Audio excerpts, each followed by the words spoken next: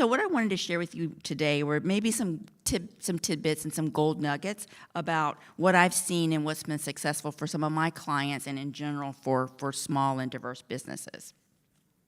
So one of the key things that I've seen is don't go for the shiniest jewel. So there are many different certifications that you can get.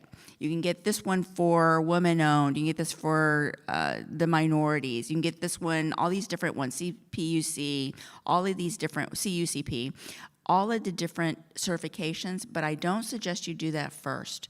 Look at what it is that you're providing, what your services are, and see who needs those services.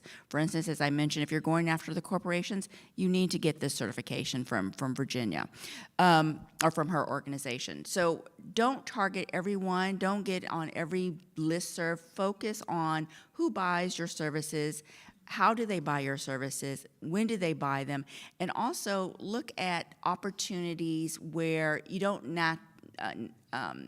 need a RFP to go after. For instance, some of these corporations and public agencies, which is really kind of our specialty, don't have contracts under a certain threshold. So, for instance, if you have a DGS, a state, if you're certified with the state, $250,000 or below, you can get a contract without a proposal. That could be an annual wage for someone.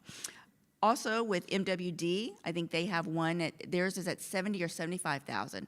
You can get a contract, and then there are others that are 25. Metro is 25,000 threshold, but you can start your business without going after that whole proposal process, which can be very laborious for a lot of people on the public agency side. The other thing I would suggest is to attend, if it's on the public agencies and you're looking at them, attend their board meetings. Their board meetings, they talk about the things that are coming up, what they're looking at, what they're proposing, and all of them have to get approval on the public agency side to be able to award contracts, but also to have monies put towards a certain particular proposal or contract. So that's before it even comes out. Start going to those meetings, meet the people that are there. There are a lot of prime, all of you know what a prime? Okay, so a prime is typically the person who will have a contract with the public agency or the organization, and a subconsultant would be someone who would be underneath them, like subbing for those services. The prime is going to be the one with all the responsibility, the biggest headache, really.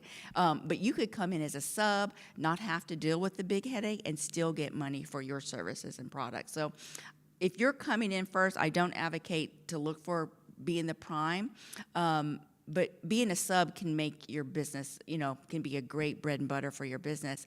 The big difference with the prime, I think, is that you also own the headache. Biggest responsibility, you own the headache to make sure everybody gets paid and gets paid in a timely manner. As a sub, you give that to the prime. So I really think that's a great way to go.